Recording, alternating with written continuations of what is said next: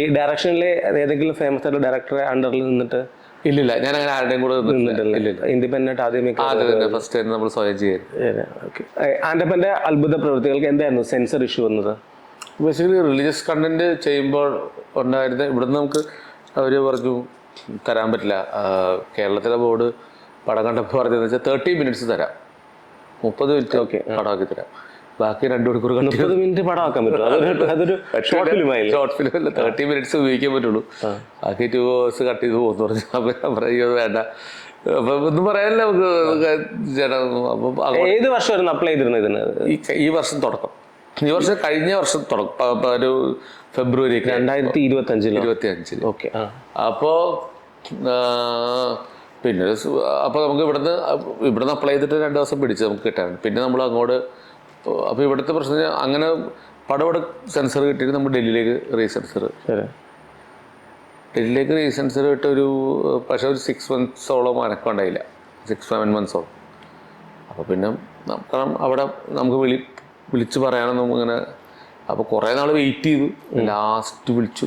അപ്പോൾ വിളിച്ചപ്പം നമ്മൾ അവിടെ ചെന്നപ്പോൾ അവർക്ക് അതൊരു ഒഫൻസായിട്ട് തോന്നിയില്ല. ഓക്കെ. അവർ ഷെയർ തന്നു നമുക്ക്, റിലീജിയസ് പ്രശ്നങ്ങളുണ്ട്. അപ്പോൾ അവർ പറഞ്ഞ റിലീജിയസ് കുറച്ച് എക്സ്ട്രീം പോയതുകൊണ്ട് നിങ്ങൾക്ക് ഏതായിരുന്നു, ബട്ട് വിത്തൗട്ട് കട്ട്സ്. പറഞ്ഞു ഓക്കെ കൂൾ പറഞ്ഞു. അപ്പോൾ അതിൻ്റെ പ്രശ്നത്തിൽ നമുക്ക് ഈ പാട്ടൊക്കെ വന്നപ്പോൾ നമുക്ക് ഇവിടുത്തെ വലിയ വലിയ മ്യൂസിക് കമ്പനീസിൻ്റെ അടുത്ത് ചെന്നപ്പോഴേക്കും നമുക്ക് ഇടാനവർക്ക് ബുദ്ധിമുട്ടായിരുന്നു.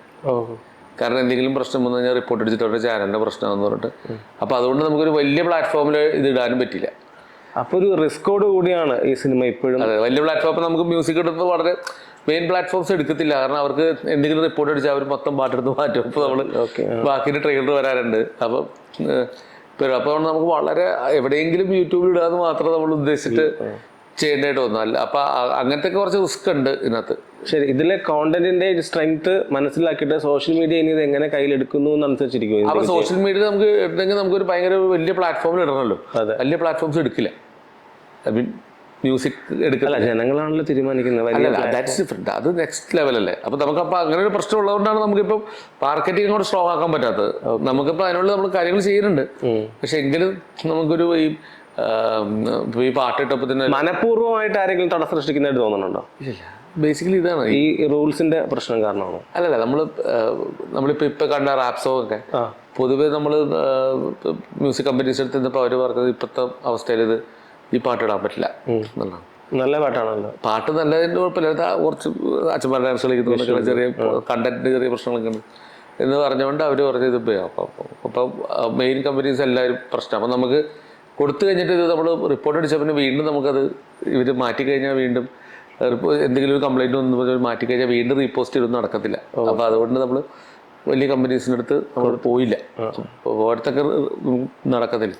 സോ ഒരു വളരെ ചെറിയ പ്ലാറ്റ്ഫോമിൽ തൽക്കാലം ഇത് നമുക്ക് എവിടെയെങ്കിലും പ്ലേസ് ചെയ്യാന്ന് പറഞ്ഞു. കണ്ടവരെന്താ റെസ്പോൺസ് ചെയ്യാറ്?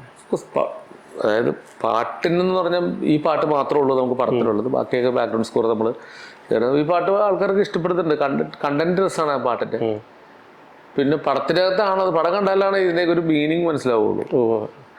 പടം കണ്ടവരെല്ലാവർക്കും ഒരു സന്തോഷമാണ്, പടം കണ്ടിട്ട് എല്ലാവരും ഹാപ്പിയാണ് എന്നുള്ളതാണ്. നമ്മൾ കാണിച്ചു കൊടുത്ത എല്ലാവരും ഹാപ്പിയാണ്. ബട്ട് നമുക്ക് ബാക്കി റിലീസ് ആയിട്ട് പറയാനുള്ളത് നമ്മളിതൊരു ചെറിയ ബഡ്ജറ്റ് ഫിലിമാന്ന് പറഞ്ഞു, ഓക്കെ. പക്ഷെ ഗോപിച്ചേട്ടനെ പോലെ ഇത്രയും വലിയൊരാൾ ഇതിലേക്ക് എങ്ങനെയായിരുന്നു എത്തിപ്പെട്ടത്? അല്ല, ഗോപിച്ചേട്ടൻ നേരത്തെ പോലെ എനിക്ക് അറിയാവുന്നതാണ്. പിന്നെ ബെന്നുള്ള പടം കണ്ട് ഗോപിച്ചേട്ടൻ ഭയങ്കര ഇഷ്ടപ്പെട്ട.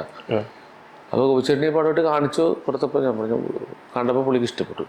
പുള്ളി ഇത് അത്ര ചെറിയ ബഡ്ജറ്റ് പടമല്ല, ഇത് നമ്മൾ ചെയ്തതിൽ ഏറ്റവും വലിയ ബഡ്ജറ്റ് പടമാണ്. ഓക്കെ.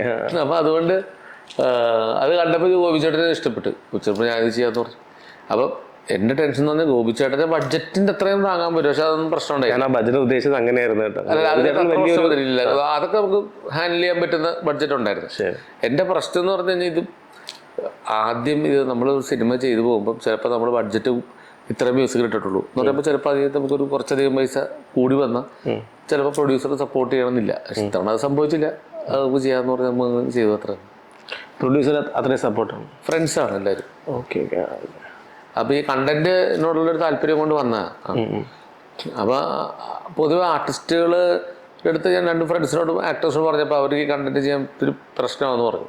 അപ്പം പിന്നെ ഞാൻ വിചാരിച്ചു ഇപ്പോൾ നമ്മൾ തന്നെ അഭിനയിച്ച് വിചാരിച്ചിട്ട് അങ്ങനെയൊക്കെ ചെയ്തു. ശരി, ആരെയൊക്കെയാണ് സമീപിച്ചിരുന്നത്? പേര് പറയാൻ പറ്റും? അതല്ല, വലിയ ആൾക്കാരാണ്. അല്ല, നല്ല ആൾക്കാർ, ഇവിടുത്തെ നമ്മുടെ ഫ്രണ്ട്സ് തന്നെയാണ്. ആക്ടേഴ്സ് പറഞ്ഞാൽ നമ്മുടെ ഫ്രണ്ട്സ്. അല്ല, അവരുടെ പ്രശ്നങ്ങളൊക്കെ നീ ഇതെങ്ങനെ ഒന്നാമത് നമ്മൾ ഈ കഥ പറഞ്ഞാൽ പെട്ടെന്ന് ആരും ഇത് ചെയ്യത്തില്ല. അത് വേറെ കൊണ്ട് ഒരു ഉട്ടോപ്യൻ കഥയാണ്. അത് പെട്ടെന്ന് ആൾക്കാർക്ക് കോമൺ സെൻസിൽ ഇത് സിനിമയായിട്ട് വരുമ്പോൾ എങ്ങനെ ഉണ്ടാവും ഒരു പിടിയും കിട്ടത്തില്ല. അതുകൊണ്ട് പലർക്കും ഇത് എന്തോ ഒരു ഇതുപോലെ തോന്നും. സിനിമ ആകുമ്പോൾ അങ്ങനെയാണല്ലോ, പല എക്സ്പീരിയൻസ് ആണല്ലോ സ്റ്റോറി എന്ന് പറയുന്നത്. ബേസിക്കലി ഇതിനകത്ത് ഒരു റിലീജിയസ് ബാക്കപ്പ് കൂടെ വരുമ്പോഴേക്കും ഒരു പെട്ടെന്ന് നമുക്കൊരു ഐഡിയ കിട്ടത്തില്ല. ഒരു റിലീജിയസ് ഇതുണ്ടല്ലോ ഇതിന് പിന്നിൽ. അപ്പൊ ഈ ഒരു എക്സ്പെരിമെന്റ് മൂവിയിലൊക്കെ വർക്ക് ചെയ്യാനായിട്ട് ആക്ടേഴ്സിനെ കിട്ടുന്നത് ബുദ്ധിമുട്ടുണ്ടെന്നാണ് മലയാളത്തിൽ? അല്ല, അതായത് നമ്മളൊരു എക്സ്പെരിമെന്റ് പെർഫോമൻസിൽ എക്സ്പെരിമെന്റ് ഉണ്ടെങ്കിൽ അവർ ചെയ്യുമായിരിക്കും. ടോട്ടൽ കണ്ടന്റിൽ എക്സ്പെരിമെന്റ് ഉണ്ടെങ്കിൽ എനിക്ക് അറിയത്തില്ല എത്രത്തോളം. അവർക്ക് എന്ത് പേടിയുണ്ടോ? അവരുടെ ഇതിനകത്ത് റിലീജിയസ് പ്രശ്നങ്ങളുള്ളതുകൊണ്ടായിരിക്കോട്ടെ. അല്ലാത്ത ചിലപ്പോൾ ചെയ്യുമായിരിക്കും. ചിലപ്പോൾ നമ്മൾ ഫുള്ള് എന്താ പറയാ, മലയാളത്തിൽ അങ്ങനെയൊക്കെ ഇഷ്യൂ ഉണ്ടോ? ഓഫ് കോഴ്സ് എല്ലാവരും അങ്ങനെയാണെങ്കിൽ ഭയങ്കര ഡിഫറെൻറ്റ്, എല്ലാ സിനിമയും ഡിഫറെൻറ്റ് വരട്ടെ, മനസ്സിലായി, എല്ലാം ഭയങ്കര ഡിഫറെൻ്റ് ആവട്ടെ. അങ്ങനെയല്ലോ സാധാരണ. അപ്പൊ ഈ സിനിമയ്ക്കകത്ത് എന്തൊക്കെ കാര്യം കൈകാര്യം ചെയ്തു? ഡയറക്ഷൻ, മെയിൻ നായകൻ, പിന്നെ ഞാൻ പാട്ട് എഴുതി, ഡയറക്റ്റ് ചെയ്തു, അഭിനയിച്ചു, എഴുതി തന്നെ. നാലും ഫുൾ കോൺഫിഡൻ്റ് ആണ്. ബേസിക്കലി എനിക്ക് ഇഷ്ടമാണ് അത് ചെയ്യാൻ. കോൺഫിഡൻസ് അപ്പുറത്തേക്ക് നമ്മൾ എനിക്ക് ഇഷ്ടമാണ് ഇങ്ങനത്തെ പരിപാടി എല്ലാം കൂടി ചെയ്യാന്നുള്ളതാണ്. പിന്നെ എനിക്ക് തോന്നിയത് ഈ നമ്മൾ ഡയറക്റ്റ് ചെയ്യുമ്പോൾ നമ്മൾ ചിലപ്പോൾ കുറച്ചുകൂടെ നമുക്ക് ഒരു ഇങ്ങനത്തെ കഥയൊക്കെ നമ്മൾ വേറെ ഡയറക്ടർ കൊടുത്താൽ ചിലപ്പോൾ നമുക്ക് അറിയത്തില്ല, നമ്മൾ ഉദ്ദേശിക്കുന്നതായിരിക്കില്ല. അപ്പോൾ നമ്മൾ ഉദ്ദേശിക്കുന്ന പോലെ തന്നെ വരാൻ പറ്റും. അതാണ്, അതുകൊണ്ടാണ് ഞാൻ തന്നെ അത് ചെയ്തത്. അപ്പോൾ ഈ ആൻഡപ്പൻ്റെ അത്ഭുത പ്രവൃത്തികൾ എന്നാണ് റിലീസ്? ആൻഡപ്പൻ്റെ അത്ഭുത റിലീസ് നമ്മൾ വെച്ചിരിക്കുന്നത് ഈ ശരിക്കും നമ്മൾ മെയിൽ റിലീസ് ചെയ്യണ്ട, പക്ഷെ ഒരുപാട് പടങ്ങളുള്ളതുകൊണ്ട് പറ്റത്തില്ല. ഇപ്പം നമ്മൾ ജൂൺ എൻഡ് എന്ന് പറഞ്ഞാണ് ഇപ്പം നമ്മൾ ഫൈനൽ ചെയ്തിരിക്കുന്നത്. അത് ഈ വലിയ പടങ്ങളുള്ളപ്പോൾ നമുക്ക് ചെറിയ പടങ്ങൾ റിലീസ് ചെയ്യാൻ ബുദ്ധിമുട്ടാണ്. മാത്രമല്ല നമ്മൾ ഇപ്പോൾ റിലീസ് ചെയ്ത് ഈ പടത്തിൻ്റെ കൂടെ അല്ല, വേറെ വലിയ പടങ്ങൾ ഇപ്പോൾ ഉള്ള പടങ്ങളല്ലാതെ തിയേറ്റർ കിട്ടാൻ എന്തെങ്കിലും ബുദ്ധിമുട്ടുണ്ടോ? പൊതുവെ തിയേറ്റർ കിട്ടുമെന്നേ നമുക്ക് പ്രശ്നം ഷോസാണ്. ഇപ്പോൾ രാവിലെ 10 മണിക്ക് ഷോ ഇട്ടിട്ട് കാര്യമില്ലല്ലോ. നമ്മളിപ്പം തിങ്കളാഴ്ച രാവിലെ 10 മണിക്ക് ഒരു ഷോ അവധി, സ്കൂൾ അവധി കിട്ടുന്ന കാര്യമുണ്ട്, അല്ലാണ്ട് നമുക്ക് കിട്ടിയിട്ട് കാര്യമില്ല. അപ്പോൾ നമുക്കത് എല്ലാം കൂടെ ഒത്തുവരട്ടെ. അപ്പോൾ അതുകൊണ്ട് നമ്മൾ ജൂൺ എൻഡാണ് ഇപ്പോൾ നോക്കുന്നത്. ഇപ്പോഴത്തെ ഇതിൻ്റെ ഒരു ഗ്രാഫ് വെച്ച് നോക്കിയിട്ട് നമുക്ക് തിയേറ്റർ ഇട്ടാൻ സാധ്യത ജൂൺ എൻഡ്. അപ്പോൾ അങ്ങനെ ജൂൺ എൻഡ് എന്നുള്ള രീതിയിലാണ് മുന്നോട്ട് പോകുന്നത്. ശരി, ഇതൊരു എക്സ്പെരിമെൻ്റ് മൂവിയാണ്, ഒരു സെറ്റയറാണ്, ഒരു ഡിഫറെൻ്റ് ആയിട്ടുള്ളൊരു വേയിലാണ് ഇത് പോയിരിക്കുന്നത്. എയറിലാവോ? അല്ല, ഡയറക്ടർ എയറിലാവോ? എന്ന് വെച്ച് കഴിഞ്ഞാൽ നമ്മൾ അങ്ങനെ എനിക്ക് തോന്നലുണ്ട്. ഇതൊരു ഐ ഓപ്പണർ ആയിട്ടാണ് നമ്മൾ ചെയ്തേക്കണേ. അപ്പം ഒരു ഐ ഓപ്പണർ ഫിലിം, ഗുരു മൂവിയും അങ്ങനെയാണല്ലോ, ഒരു നമ്മുടെ രീതിയിലുള്ള ഐ ഓപ്പണറാണ്. നമ്മുടെ രീതിയിലുള്ള ഗുരു ഓപ്പൺ ചെയ്ത വേറൊരു ഐ ആണെങ്കിൽ ഇത് ഓപ്പൺ ചെയ്ത വേറൊരു ഐ എന്ന് പറഞ്ഞാൽ അതെ. ആ മൂവി ഇന്ന് വർഷങ്ങൾ കഴിഞ്ഞപ്പോഴാണ് നമ്മൾ ഇത് നമ്മുടെ എൻ്റെ രീതിയിൽ ഞാൻ ഗുരു എനിക്ക് ഏറ്റവും ഇഷ്ടപ്പെട്ട സിനിമയാണ്. ഞാൻ പറഞ്ഞ അതേപോലെ തന്നെ ഇത് നമ്മുടെ രീതിയിൽ നമ്മൾ ട്രൈ ചെയ്തിരിക്കുന്ന ഒരു ഐ ഓപ്പണർ ഫിലിമാണ്. അപ്പം അത് അത് അങ്ങനെ അറിയില്ല, പക്ഷെ ആ ഐ ഓപ്പണിങ് പരിപാടി വർക്കൗട്ട് ആയാൽ നല്ലതാണെന്നുള്ളതാണ്. പക്ഷേ അതിനുവേണ്ടി തന്നെയാണ് നമ്മൾ പണിയെടുത്തിരിക്കുന്നത്. ഇതിനൊരു സാധനം, വേറൊരു സാധനം ഇതിനകത്ത് കിട്ടുന്നുണ്ടൊരു കോൺഫിഡൻസ് ഉണ്ട് എനിക്ക്. അത് പറഞ്ഞാൽ ഈ സിനിമ പ്രേക്ഷകരെ എങ്ങനെ നോക്കി കാണണമെന്നാണ് ആസ് എ ഡയറക്ടർ എന്ന രീതിയിൽ ബ്രോയ്ക്ക് പറയാൻ പറ്റുന്നത്? ഇത് ബേസിക്കലി ഒരു നിലവിലുള്ള സിസ്റ്റങ്ങൾക്കെതിരായിട്ടുള്ള സിനിമയാണ്.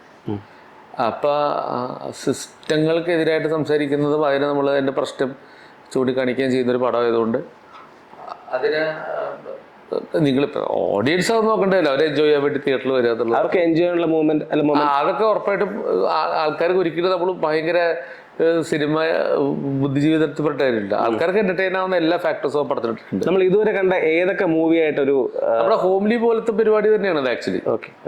പക്ഷേ കണ്ടന്റ് വേറെയാണ്, പക്ഷേ ഹോംലിയുടെ എന്റർടൈൻമെന്റ് ഫാക്ടേഴ്സ് ഒക്കെ ഇതിനകത്തുണ്ട്.